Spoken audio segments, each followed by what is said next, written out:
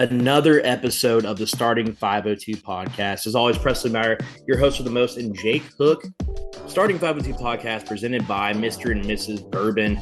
You can now purchase Mr. and Mrs. Bourbon online, which me and Jake were just checking out at sealbox.com. We will put that link in the bio, and we'll put that link on the information underneath this episode as well, wherever you find your podcast. Make sure you check out Mr. and Mrs. Bourbon, the up-and-coming brand in bourbon. Pretty impressive how Russ has done this. And when they're promoting this, people outside of Louisville that, aren't big college basketball fans, sometimes they see Mr. and Mrs. and they go, oh, you're the guy on the bottle. It's cool that he's already becoming related to his brand versus being a guy who, won a national championship, had his number retired, played in the NBA. None of that. He's being known all of a sudden for that bourbon brand, which just goes to show you just how good the product is. Mr. and Mrs. Bourbon, make sure you check it out in stores. But you guys are here today to hear about a little bit of Louisville basketball. And Jake, I don't know about you, man, but I think maybe this is the worst case scenario, right? We're getting a little bit of hope. At least I am. Posted an article about it this week. Not exactly, stroking Kenny Payne's ego by any means or trying to, trade this in a false light. I think it's been pretty obvious, especially when Louisville's away from home, that this team has looked completely different. Yeah, I mean, we talked about it 3-4 podcasts ago, but I think before the season started, maybe like after an exhibition or two, just about how this season needed to go one of two ways. Either I want 8 wins and we're like, nope, this isn't the guy, we move on, or I want 20 plus. Obviously, I prefer 20 plus over 8 wins, but this awkward like middle ground where it's like, yeah, we're better than 4 wins, but is 13 wins the standard at Louisville? Is that acceptable? And the answer is still no, but that kind of puts the fan support, the people who make decisions kind of in an awkward spot where it's like, do we give up on our guy, our former Louisville alumni, after he has shown improvement? So I'm happy to see some baby steps, more competitive play against Virginia Tech, against IU, against Texas, but kind of fearful of what that's going to end up in. You have some of the ingredients of a successful team. And when I say that, you have coaches that have winning experience. You have players who have winning experience. Really, Jack? My dog's just talking to me right now. You have coaches and players who have winning experience. You have the ingredients of players who seem to really like being around each other. The players like playing for these coaches. So that wasn't necessarily the case last year. So you do have that scenario. However, when you look towards the future, it doesn't give me a lot of hope that Louisville's going to be able to reconstruct this team maybe, next year. Say this team somehow ends up 500 or something like that. I'm not sure how much promise there is for the future. And that's where I still get a little bit of concern as well.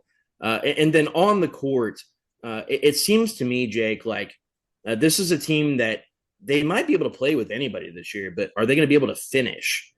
We saw against Virginia Tech a similar storyline to, it was very reminiscent of the IU game, right? Where Louisville was, either ahead or with the lead was in, 1 or 2 possessions, never like blowing them out, never getting blown out, just a solid back and forth game. And it reminded me a lot of the Indiana and Texas games where they had an opportunity, it felt like, to pull away. They couldn't do that. They had some lackadaisical possessions. All of a sudden, the tide starts turning. Virginia Tech starts hitting some shots. They go on their run. And then at the end of the game, with about a minute and a half left, you just have 3 or 4 consecutive possessions that are just really poor. Maybe the players know that they are they know what to execute, but they're not executing the right way. Are you kind of seeing the same thing? Yeah, I think it's really similar to the IU Texas game where you're in it, and then the end of the game is just not well executed enough by players, by coaches to get those victories that this team so desperately needs. I actually think, the end obviously was really big whenever Virginia Tech, I think, had a 3-point lead with like a minute and a half left to go. And they had the ball and we got to stop, and then we fouled them. And then that was kind of in the game. But I think it was like 4 or 5 minutes left in the first half. Cards are up 6 or 7, kind of looking like we could like really put our foot on the throttle and really dominate this game. And Virginia Tech's 2 best players were on the bench. Lynn Kidd, that big dude that was kind of dominating the post, and then the white guard, Shampadula. They both went to the bench. I think they both had 2 fouls. And instead of expanding the lead, I think we're up 6 or 7, we end up only leading at the end of the half by 1. And I think that was a crusher because that's an opportunity where you go up 10, 12 points at halftime and you really have a firm grasp on that lead. And because it was a back and forth game in the second half, but if you go in with a 12-point lead, then Cards probably come out on top 6 instead of down by 6. So that was really the most frustrating part to me, was that missed opportunity right there. And I think that's kind of what this season has been in those competitive games. Yeah, you've allowed Virginia Tech to remain in a place of comfort. Louisville came out and really silenced a road crowd pretty quickly. They were able to do that towards the end of the first half as well. But then Virginia Tech just puts together this little run. They come out of halftime seemingly very comfortable, and they just keep going down low to the big man. And this is an area where I've had great concern all year. Didn't have the services of Dennis Evans. The other concern, obviously, you don't really have anything as far as like a really sizable big man down low, a really, a dominant 5, if you will. Manny Okorafor and Brandon Huntley Hatfield are kind of, 4s that you can play as a 5. JJ Traynor is a guy that you can play as a 5, but they're not like a kid, like a kid, the player, not a child. They are not like a kid for Virginia Tech, right? Not a guy that you can just feel comfortable getting it to him down low, banging up against somebody and going up one-on-one. That's a concern for me. And I'm concerned that this coaching staff is not making adjustments to kind of close out or close in on a guy in the low post as well. A guy like Kidd for Virginia Tech over and over again, they keep feeding it to this guy in the low post. And then you got Brandon Huntley Hatfield or JJ Traynor trying to front him on defense. And that's going to be advantage to the big man every time. Nobody's coming in and trying to make it uncomfortable for him. Nobody's trying to double him up. That's never been a thing under Kenny Payne. And he just allows his big men to just get worked over and over and over again. And there's no real adjustment for that. And so when you are going up against teams like a Duke, I mean, Armando Bacot would give this team 35 and 25 right now. There's no doubt about that in my mind. So you're going to have these Dukes, these Virginia Techs, Clemson's, these high-level ACC teams that are going to have legitimate big men. And that's a huge concern for me on defense right now. When you're looking at this guard play, though, on defense, do you feel like things are a little bit better? I felt like it was on and off against Virginia Tech. Same thing against Bellarmine, same thing against New Mexico State. They seem like they know what they're doing at times. Trey White's effort to me against Virginia Tech was a lot better defensively. Mike James, inconsistent on the defensive end, inconsistent on the boards. What do you think in that department? Yeah, defensively, I mean, you got Sky. Sky's not the best on-ball defender. I mean, he's okay, but he does get blown by at times. Ty Lord does a great job pressuring the ball. Is good for probably like a steal a game or like 2 or 3 stupid fouls, one of the two.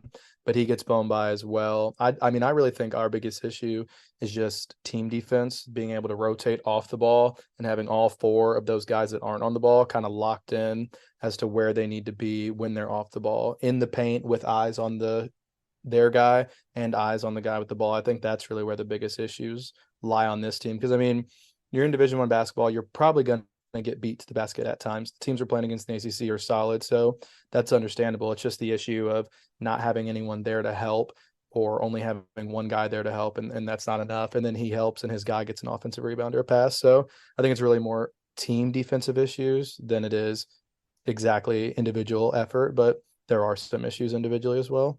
Do you think there's something to be said about Louisville's performances away from home versus at home? I'm not sure if the sample size is big enough quite yet, but it really feels like it's kind of a polar opposite of what we saw last year. You saw Louisville get cooked a lot on the road last year, and there were some, and I will just say some, probably 8 to 10 games that they were quote unquote in, which is sad to even talk about. But at home, it seemed like they played a little bit better at home last year. This year has been distinctly different. Madison Square Garden and then at Virginia Tech. To me, those are the 3 best games as a team that Louisville has played. And then when you look at a game like Chattanooga and then a game like New Mexico State, I thought that they looked just as bad as a team could look. Do you kind of agree with that notion? And do you think that there's something to be said about maybe playing in an empty arena? They just don't have the energy. Like I truly, it's kind of hard to process that they almost feel like a different team away from home. Yeah, I'm unsure if it's the home away thing or if it's more just the level of competition and they're just kind of playing up to that level of competition. They were excited to be in New York, excited to play against Texas and IU and Virginia Tech, and then maybe just less, I don't want to say prepared, probably a little less prepared, but less excited to play against UMBC, play against Chattanooga, play against Coppin State, which we've just played bad teams at home. So I think, like you said, there's definitely something there. I think the sample size is a little too small yet to figure out if it's a home away thing or if it's just playing to the level of your competition, because it easily could be both. But you're right. I mean, you immediately in games against IU, Texas, and Virginia Tech, the effort is just completely different. The execution is better. It's odd to see. I mean, it's good to see that we're playing well against these higher echelon teams, but it's just really weird to see them play so well against Texas and IU and then come out losing at the half to a team like New Mexico State, who didn't even have their best player that day. I mean, we really never even really got an opportunity to talk about the New Mexico State game. We've really played 3 games since the last time we discussed this, but I mean, that was atrocious. Louisville was trailing pretty much the entire game against New Mexico State. New Mexico State team that Kentucky beat by, I believe, 40. New Mexico State team that lost to some other no-name team by like 30. This is a team, we talked about this in the offseason, that should be one of the worst teams they play all year. They had to pretty much New Mexico. Sorry. They just lost to New Mexico 106-62 in their last game. Yeah, and they Lobos aren't too good either. They looked like the better, now talent-wise, no, but they looked like the better team than Louisville at Louisville, and they were without their best player. And they came in and they legitimately looked better. I think New Mexico State, in a sense, was similar to what you've seen at times under Kenny Payne, where teams come in and say, okay, this is our chance to get them. Like, this is a big name, brand name team. It's going to be on television. People are going to see and hear about this, but we know that we can get this team. It feels similar to, you remember that year that North Carolina was way down? And I don't remember if it was Roy Williams last year or Hubert Davis's first year, but UNC just did not have it, and they just kept getting beat up by lesser name programs. And it feels the same way in a sense. That year, I don't think anybody was like, oh, North Carolina is terrible. They're just like, they just keep losing. And it gets to a point where it's kind of like when Notre Dame in football had those down years. You have this massive name program with all these national championships and acclaim and brand recognition, but they're just having a down year, and people, it's really easy to kick teams while they're down. And that's kind of what it felt like against New Mexico State. Everything was going right for them. Everything was going wrong for Louisville. Once that starts happening, the crowd, whoever is there, gets even less engaged, even more irritated, and then almost feels like that's working against you a little bit. To be frank with you, I mean, that team against New Mexico State was as bad as we've seen under Kenny Payne. Now, they did close it out, but part of that was they went to the free throw line something like 49, 50 times, something of that nature. So that's another thing to consider as well. But the Bellarmine game, let's just be honest here, Jake. Bellarmine's not the team that they've been the last couple of years. They didn't have their best 2 players, and Louisville was able to just kind of eke one out, kind of in a different fashion. They won a few games or lost in close fashion to IU and Texas by getting to the free throw line a lot. Heading into that Bellarmine game, they were getting fouled more than any team in the country, getting to the line more than any team in the country. On the flip side of that, they come into the Bellarmine game, they don't get a foul called on them for 19 minutes, which is just difficult to even process. Try to put a bow on all of that. It really feels like this team has been a bit of an enigma, but the one commonality has been they played well away from home and poorly at home. I don't know if it's a motivation thing. I don't know what it is, but I think that DePaul will be a determining factor. Like, maybe this is just a team that just plays well away from the negativity, the cesspool that is kind of the fan base right now. And not to say that anybody that is, disagrees with Kenny Payne still being the coach or any of that is wrong, because they're not. I mean, it's been unacceptable, but just to kind of put a bow on that, I think that DePaul will be a good determinant of what this team can do, because DePaul just flat out stinks. They stink. They probably are as close to being as bad as New Mexico State, Bellarmine, Chattanooga. Like, they're probably about on that level. Many nationally are saying these are the two worst group of 6 teams out there. Power 6 teams, if you will, I guess, in college basketball. So with that in mind, when you look at this DePaul game, to me, I look at this and I think that this is a game Louisville should win by 10 to 15 points. Yeah, I'd expect them. I think I wrote it down. I expect them to win by like 8 or 10. DePaul is, like you said, a pretty bad team, ranked 203rd in KenPom, 1-6 on the year, lost to Purdue, Fort Wayne, Long Beach State, and San Francisco already. Their best game was probably a 5-point loss to South Carolina. That's like their most competitive game against a decent team. And then they just lost to Iowa State last week by 19. But Iowa State's not they're actually a pretty decent team. So those are probably honestly their 2 best games in losses. They lost their top 3 scores from last year. So, I mean, they don't really have a lot of continuity. I think it's their coach's 3rd year back. So it's kind of a brand new team, still a lot unexpected. The one thing they do really well is they shoot the hell out of the ball from the 3-point line. They've got 3 dudes shooting better than 40% from the 3-point line. So that's a really, really large concern. I think it's Chico Carter Jr., averages like 13 points a game, is shooting 40% from the field. And they've got a kid named KT Ramey, who I think he's not Texas Tech. That's another one of their guys, but he's shooting like 75% of his shots from the 3-point line, and he's shooting, I think, 46% from 3. So if there is one way that DePaul beats us, it's by knocking down a ton of threes. And I don't think Louisville's 3-point defense is the best. I know they're ranked actually pretty highly. I think teams are only shooting like 30% from 3 against us, but a lot of that's from the IU-UT game where they combined to shoot 3 of 28. That's helping out our ranking a lot, and a lot of that was luck. It wasn't like we were defending 3-point shots really well. So, I mean, I think Louisville's a better team. DePaul kind of has a mismatch of talent. They've got like 4 dudes that score 10-plus points per game. They're not great rebounders at all. They're really bad on defense. They're not good in transition. Really, their only great skill is 3-point shooting. So, I mean, this should be a game that Louisville wins, but if DePaul gets hot from 3-point line, or if Louisville comes out and looks like they did against New Mexico State, then it's anyone's ballgame. Yeah, KT Ramey, to your point, a transfer from College of Southern Idaho. He didn't miss a free throw all last year. He didn't miss a free throw all of last year. Really more of just a specialist. But they have guys like that either start or can come off the bench and be kind of a specialty player. This will be an interesting test because U of L's 3-point defense isn't terrible by the numbers. By the eye test, I can attest to you that the 3-point defense is not very good. That IU game comes to mind where IU was 1 for 25 or something like that from 3-point range. I think they shot 7% from 3.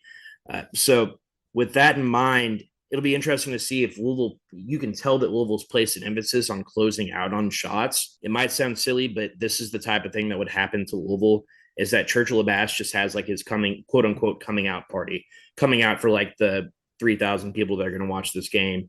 But Churchill, he clearly was a guy that wanted to end up at Louisville.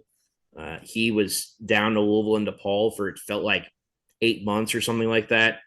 Louisville recruited Manny Okorafor last year, and everybody's like, oh, this Churchill Abass guy's coming up. This is what they're doing. They're looking at all these NBA Africa guys, and they're going to start a pipeline in NBA Africa. And Manny is just the first domino to fall. And then Louisville flies to Africa, playing in an NBA Africa tournament. Yeah, Kenny Payne went to Africa. Yes. And so after checking out some of the guys at the tournament, they left, and Churchill still didn't have a scholarship offer. And that was pretty much that. I think that when Kenny saw him in person, he didn't realize that maybe, he didn't bring the motor and the hops and the size that he felt like he saw on his highlight tape. Now, there's a lot of guys in that NBA Africa League and that whole NBA. It was the NBAL, something like that. The development league that there's 4 different leagues. There's one in Europe. I believe there's one in like Latin America, something of that nature. There are a lot of really, really solid, talented, athletic freaks that are coming out of those leagues. And so I think that Kenny and the coaching staff are among a few coaches that are trying to take that route. They're trying to bring in these foreign players, but it would not surprise me in the least if all of a sudden we look up and Churchill Bass, who is averaging 3 points, 3 rebounds, and a block per game, all of a sudden has, he's playing 25 minutes and he has a double double or something. Would not surprise me in the least. That's the type of stuff that's been happening, and it's what could go wrong will go wrong type of thing. Another thing that really stands out as well, DePaul is not really a good defensive team. I think that's putting it generously. So we could look up, and this is a game that's like 45-40 or 50-45 at halftime, something of that nature. And both teams are pushing to score 100 points. I wouldn't be shocked in the least with that. When you look at this DePaul team, does anything stand out to you where Louisville can really take advantage? I mean, they give up a ton of points, 78.6 per game, which is more than Louisville does. And Louisville gives up a lot of points too. They're 315th in the nation. Louisville, I think, is like 250 or something like that. They don't force a lot of turnovers either, only 12.7. So that's beneficial for Louisville because turnovers obviously have been an issue. And so it seems like DePaul doesn't pressure the ball a ton. They give up 47% shooting from the field and 35% shooting from three. So just love to give up good looks, really, which hopefully Louisville can knock those down. Like you said, I mean, it's probably going to be a high scoring game, probably both teams scoring in the 80s. As far as Churchill Bass goes, I don't think he'll be much of a factor. I think he plays like 14 minutes a night. I watched this tape in high school, just so raw. I mean, could not put a post move to memory. Like, I mean, really, really athletic, really strong, kind of reminded me of like a baby Oscar Tshiebwe if Oscar Tshiebwe hadn't played basketball in 5 years. But I mean, really just raw, but super athletic. He's had 2 games already where he's had 4+ blocks against Long Beach State and South Dakota State. So, I mean, he's a defensive presence and he's really the only one they have. So that could cause some issues as well, especially with how much we love to penetrate. But I don't think he's going to play enough minutes to be a huge factor. But like you said, he's definitely going to be amped up. I mean, I think it was really clear he wanted to go to Louisville. It's just that Louisville never gave him that scholarship offer, and so he went to DePaul instead. So he's going to be playing for more. I think we should just start Manny, start Churchill, and see who can foul out the quickest. I think that's that's clearly an issue. A lot of foreign players that don't go straight to the league and end up in college basketball. That's one of the biggest adjustments is the physicality of college basketball is not nearly what it is in Europe or anywhere overseas, really. Now, I will say, going back to like maybe the early 2000s, college basketball physical as it gets, especially in the old Big East that Louisville played in. And it feels like if Churchill Bass is going to be somewhere, being in the Big East is a solid fit for him. Yeah, hopefully things worked out well for him. Seems like a good guy. It is interesting, though, that Louisville took Manny very much, if any, development from last year from Manny, pretty much getting less time this year than he did at the finish of last year. I know a lot of that has to do with personnel and disagreements and that sort of thing as well, but interesting to see. One other thing that I'll point out before we get into a couple of questions on Twitter, let's give flowers to Brandon Huntley Hatfield. I think that if there's a guy that I look at this team that I was really critical of his play to start the season, it was Brandon, and I feel like he's really brought it since the team left for New York. He's rebounding extremely well. Pretty much the only player on the team that's rebounding well, except for Trey White, kind of rebounds well for his size. But for the most part, Brandon is the guy that's grabbing rebounds, that's being the aggressor on defense, that's being the aggressor in the post. Shout out to Brandon. I'll do this. Probably I'll post it on Twitter tomorrow or something. But kind of similar to the ones our team, if we play a upper echelon opponent, like a Power 5 team, Brandon Huntley Hatfield is there. He is in that game. He is grabbing 9-10 boards a game. He's scoring 10 points. He's playing decent post defense. But when we're playing Coppin State, UMBC, Bellarmine, New Mexico State, he had 0 points against New Mexico State. That's insane. Like, that's crazy. So, I mean, like, when he is on, when his effort level is there, I mean, he is such an important piece of this team. He's the only dude who can reliably guard a big man. He's the only dude that can grab 9-10 rebounds a game, and he's really the only guy that I feel comfortable with giving the ball in the post and letting him just go to work and putting up a bucket. So, I mean, God, if we can just get that man's motor running at full speed all the time, he'd be a double-double every game.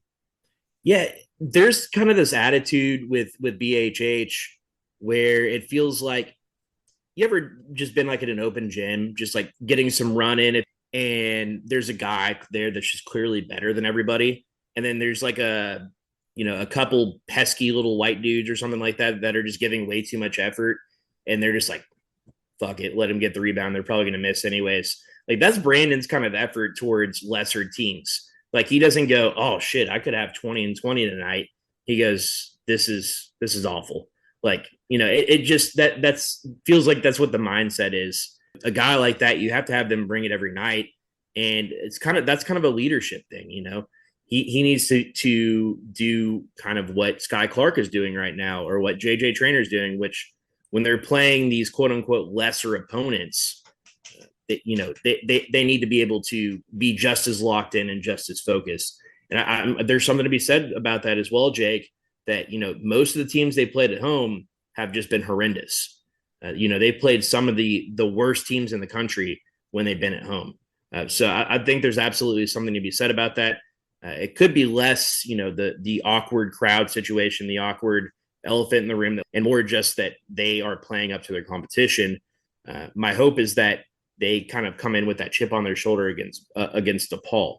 Speaking of DePaul, a few questions from people on Twitter, or X, whatever you refer to it as. In Bromley Trust asks, what is the mindset of the team if they can't beat DePaul? And I think that kind of goes hand in hand with what we were saying.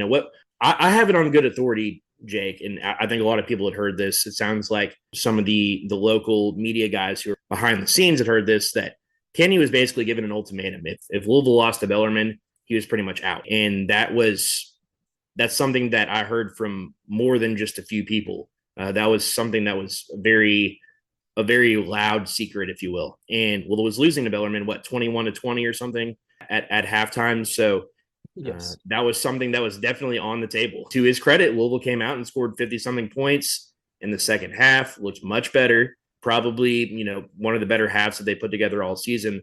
But with that in mind, I feel like, the same sort of sentiment is on the table right now. You have to be able to get this team to perform at the level that they're expected every single game. It can't be, we can bring it sometimes, we can't bring it sometimes. And Kenny gets really philosophical, right? He comes in after these games and you ask him a question and he never really gives you an answer. He just kind of asks you questions back, like, you tell me how you'd handle this situation. You tell me how you handled this situation. And it's such a different approach than we've ever heard from any coach in football or basketball, women's basketball, any of that stuff around Louisville. It's like almost like a softer version of like the Scott Satterfield love them up. And that's not to say that Kenny doesn't rip their asses all the time in private. And, he just handles things a different way. But his approach is clearly not working. And it makes me wonder, what is he going to change about that? Is he going to try to let other coaching staff handle certain aspects? Is he going to try to handle things a little bit more aggressively himself? What is that going to take? You look at a successful program like Louisville football and how they handle things, how Jeff Brum handles things. And then you look across the room at Kenny Payne and how he's handling adversity. And there are significant, distinct differences in the way that those things are handled. And so to answer the question, in my opinion, Jake, I think it's the same thing as the Bellarmine game. This is a game where you basically say, you go to Chicago, you take care of business, because that's what this is. This isn't put up a good fight. This isn't, you should try to eke one out. None of that. You need to go up and take care of business against DePaul. Show that you are, who you truly are. That Louisville has much, much better talent on this team than DePaul does. As we just talked about, there's a guy on their team that really wanted to go to Louisville, and Louisville just straight up said no. Now go up there and show why guys like that are playing for DePaul and not playing for Louisville. That's my take on it. What's the hot seat like here, Jake, if Louisville does lose this one? Yeah, I saw the same things you did about if KP did lose. that game against Bellarmine, then he was essentially gone. I don't really know what the protocol is after that. Does Nolan step up? Does Danny Manning step up? I'm not really sure. I'm sure that plan is in place if it happens. This team's got to beat DePaul. If they win, they've got Arkansas State and Pepperdine, which are, again, two of the worst teams not worst teams, but like they're bottom 100 teams in college basketball. And there's 360 teams in college basketball. So, get this win here against DePaul, rip off another one at home against Pepperdine and Arkansas State. You're going in the Kentucky game, probably still not feeling great, but at least like people will want to watch the game and like maybe like, let's see if we can keep it interesting. Take an L to DePaul, play poorly against Arkansas State and Pepperdine, and good Lord, I'll watch the game because me and you have to talk about it on this podcast following it up, but I don't know how many other fans you're going to convince to go to that game to assumedly watch us lose by 30 or 40 if we play poorly against these next three teams. So I think it's a big game. You're going to lose a lot of the team morale if you're losing games to teams like DePaul. Yeah, the points that you made kind of go hand in hand with Joe Mamba 33, who says, if this season continues to go the way that we expect it to, can we expect Josh Hurd? When can we expect Josh Hurd to make an announcement? That's a great question. I think that kind of goes hand in hand. I don't think anything's off the table. At some point, you have to consider fan morale. You have to consider the brand that Louisville has built over the last 40 to 50 years. You have to consider how much you're tarnishing your brand by continuing to allow and accept this sort of play on the court. And to me, every game right now matters. You cannot lose any of the next three games. You cannot lose to DePaul. Louisville simply does not lose to DePaul, and things have kind of spiraled out of control since the last time that Louisville played and lost to DePaul, which was, I think that was 2 or 3 years ago now, right? We don't acknowledge the loss on DePaul Day, but there's the reason why we have the DePaul Day. It's like Ferris Bueller's day off type of thing, like Kenny Payne's day off. Louisville beats DePaul. That's what we do. We don't lose to DePaul. And the joke always when they're in the Big East was that, that was the bye game. That was the game where, you should win by 20, 30, 40 points. It should be easy. Everybody should be having a great time, and you enjoy this reprieve during Big East play. And now it's become where, according to Ken Palm, DePaul should be favored by 1, which is just crazy to even try to wrap your head around. Now, a couple of years ago when Louisville lost to DePaul actually had a pretty quality squad. Things have changed and slipped significantly since that last loss. DePaul, probably the worst team in Power 6 basketball. So you simply cannot lose this game. You cannot lose to a terrible Arkansas State team. You cannot lose to Pepperdine. If you do that, then maybe you have some good grace. But again, it's just like the Kentucky game last year. People around here do not like losing to Kentucky. And you can see on the football side of things how much it's wearing on people. Kentucky fans are some of the most obnoxious creatures that are walking the face of the earth. It's very difficult to deal with. These are the people that we know and love and spend our day-to-day with. You cannot continue to lose to Kentucky, let alone get beat down. And I think that's really what really just sucked the life out of Louisville fans. If starting whatever it was 0-9 last year wasn't bad enough, just getting absolutely routed by Kentucky at Kentucky was bad. It's going to be a really bad look as it is, Jake. There's going to be 10,000 plus Kentucky fans in the Yum Center. It makes me sick even thinking about it. And if Louisville is anything but 7-4 going into that game, and Kenny Payne is still the head coach, it's going to be these moments where we're like, how much lower can we go? How much worse can this get? And it feels like no matter if Louisville's 4-7, 7-4 going into that game, it still feels like it's setting Kenny Payne and this nuclear reaction waiting to go off. That is the Louisville fan base. Yes, it's nice that Louisville's won some games, and it's nice that they've improved, but all that goes out the window if you drop another one by 30 to 40 points to Kentucky, especially in front of a quote-unquote home crowd that more than likely will consist of more Kentucky than Louisville fans. And I think that might seal the deal for his fate. To answer this question, I think it will seal his fate if Louisville goes in and just looks absolutely, completely just inadequate, and it's a lopsided loss against Kentucky. But he's not going to do himself any favors unless they truly win handily against the next three teams. When I say win handily, 8, 10, 12 points should be the minimum. You should never even play a close game with DePaul, just like you shouldn't have played close games with some of the other teams so far this season. So what say you, Jay Cook? Yeah, I think it's pretty clear based on what was reported in that Bellarmine game that he's walking a very thin line, and he does not have much of a leash left to go in this tenure at Louisville. I mean, if he loses to Bellarmine, he's gone. So it's very clear that Josh Hurd has a plan in place if this continues to go as poorly as it has. So I think, honestly, 2 losses out of the next 4 games, especially a blowout loss to Kentucky and maybe a loss to DePaul, Arkansas State, or Pepperdine, I think that might do it. I mean, if Josh Hurd was considering pulling the plug after a Bellarmine loss, I don't see why a loss to Arkansas State and then an embarrassing blowout loss to Kentucky would make him feel any better. So, I mean, I think it's close, but I think if we can win these 3 games and stay competitive in a Kentucky game, then I think he lives to see another day, and we see where this team finishes this season out at. But I think it is a little bit closer than some people realize. Folks, as always, I am currently sipping on some Mr. and Mrs. Bourbon. Mr. and Mrs., as you might know, is the official brand of Louisville basketball legend Russ Smith. But what you might not know is that Mr. and Mrs. is becoming a national and global brand, shaking things up in the bourbon industry. Like basketball, bourbon has long been a passion for Russ. Dating back to his college days, he studied and learned under some of the more renowned distillers in the area. Mr. and Mrs. is more than just a passion project. It's the culmination of a decade of painstaking work. Mr. and Mrs. is for everyone, from a more traditional 90 proof with a little bit of hints of candy corn and butterscotch to a cask strength that's somehow smoother than 2013 Russ go into the hole. Mr. and Mrs. covers all tastes and preferences with 6 different offerings.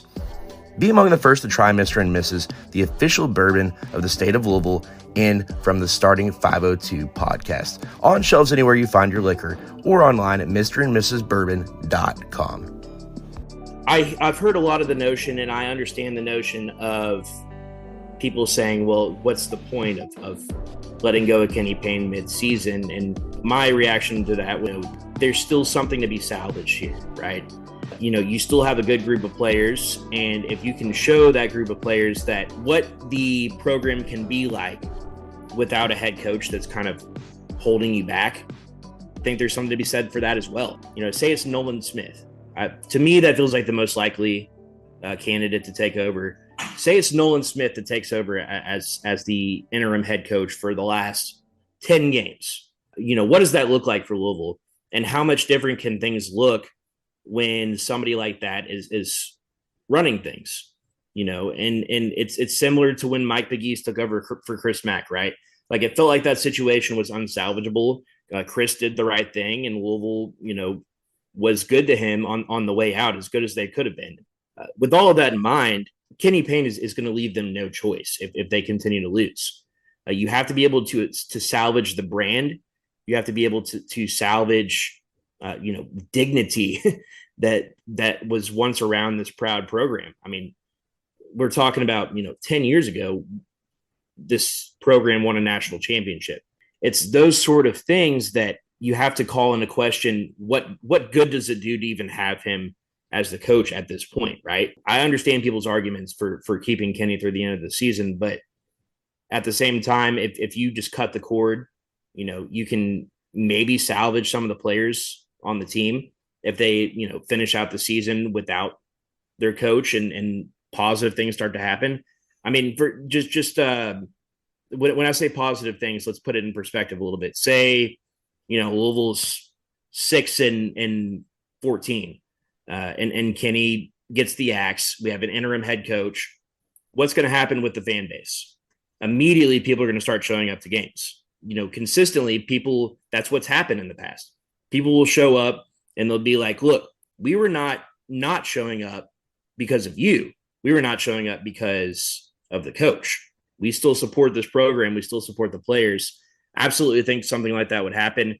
And there's positivity around the program, because now you're looking at, okay, well, will we have an interim takeover? What's the coaching surge look like? And it's known around the country that this prominent brand is looking for a new leader. They're looking for a new head coach. To me, it still feels like the writing's on the wall, because when you look at the recruits coming in, I don't even know if Louisville's going to sign the one commitment that they have in this early signing period. So I'm not even sure what's going to happen with that. You're going to have to bring in new players. You cannot continue to have the same core of players, right? Like things are going to have to be changed up again, regardless. So to me, it feels like the writing's on the wall. Just looking forward to the future. Kenny's not landed any of these big name players that we expected him to in the past, and he's not been successful in the portal. And so when you combine those two things, it's what do you look toward in the future? Like what is there positive that you can take away? Because maybe at least 2 years ago or last year, you could look forward and say, oh, we're going to bring in X, Y, and Z player, and those type of guys will be able to turn this thing around. There's none of that this year. So this is it. He either wins or he's gone. And so if you prove that you can't turn this thing around, you're losing to Chattanooga. You're barely squeaking one out against a team with 4 players left that didn't even exist last year. If those kinds of things are still happening, then there's not enough improvement to say, okay, this is worthwhile. Let's cut the cord while we can. I feel like I think that it probably is better to just, cut bait and kind of realize what the situation is, which is a failed experiment trying to bring Kenny Payne home. And I think it would be interesting to see Nolan get that opportunity to be a head coach. Not that I think that he's the future head coach after that, but I mean, just give this team a breath of fresh air. And like you said, I mean, this fan base will rally around this team if Kenny Payne is gone. Not that I really want him gone at this point, but I think you are right. That is inevitable. This fan base will be like, listen, we're here for the players. They will start to show up more. We'll sell more tickets. We'll be there more for the players. And it stinks that that's what it's come to, but it almost just feels like we're in a bad relationship and we're just kind of dragging it on at this point. And it's like, oh, well, we had one good day when we go and beat New Mexico State, and then you come back and you lose to Coppin State or whatever it is. So it kind of feels like we're dragging out the inevitable. Yeah, man. I mean, to your point, it's kind of like we've all had these friends that have been in these awkward relationships where it's like they're still together, like that's still going on. And you'll see them every once in a while and they'll be like, oh, no, I mean, he did like this amazing thing. And it's like the thing that's amazing is like they like put their dish in the dishwasher, took the trash out once, or like a small gesture that you would just expect out of a normal spouse. And that's kind of what Kenny Payne as a head coach has kind of felt like. Yes, like I wrote this week, he deserves credit where it's due, where there are improvements, and you can't just continue to be a hater, if you will. You can't continue to harp on the same negative things when those things are improving. It's not necessarily everything is just all terrible. There are good things happening. You do have quality players in that are starting to understand and grasp your system, that are starting to do good things, which are positive things. Those are better things than when you started the season. They're better than last year, which is great. Also, remember that that's not our standard. And ultimately, it's just like in that relationship where it's like, okay, yeah, it's nice that they did that thing, but the history does not indicate that that's who that person is. The history doesn't indicate that they're going to continue doing those things. From what we know, this is still not a good fit. This is still an unhealthy relationship. And ultimately, I think that's what it comes down to, Jake. Any final words as we head into DePaul and some really cruddy teams in Arkansas State and Pepperdine? Yeah, I mean, I think you're right. Kenny is like a long drawn out relationship that should have ended probably 6 months ago. I mean, he's like the boyfriend that came home and he washed his car. Oh, Kenny, he washed my car and he got me flowers. They're so pretty. Look at them. But then it's like, then the next night he goes out and drinks too much, blacks out and pisses the bed, and he loses to Chattanooga. And you're like, oh, Kenny. And so it's just like, it's a lot more down than it is up for sure. We'll see. I'm gonna try and stay positive. We've got winnable games: DePaul, Arkansas State, Pepperdine. Like you said, should be 8 to 12 point wins if this team is coached well. We've got the talent to win those games. Hopefully, we've got a little bit of positive momentum going into Kentucky, and we can be a little bit happier. Like you said, there have been some baby steps and some progress.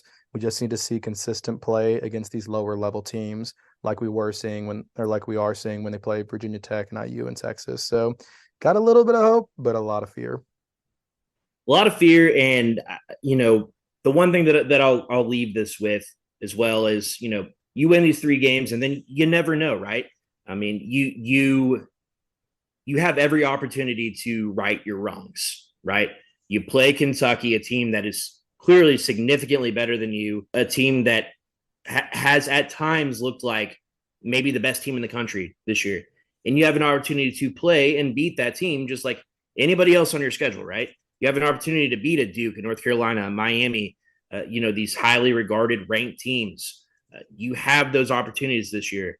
But you're going to have to go out and do it. You're going to have to prove that you're capable of that. And so that's where we'll leave it. Everybody go out and enjoy a nice DePaul day. Get yourself some Mr. and Mrs. Bourbon and enjoy celebrating a win against DePaul. We're already 5-4. It's already taken care of. There's no jinx there. Until next time, starting 502 Podcast, it's got it here in Go Cards. Go Cards.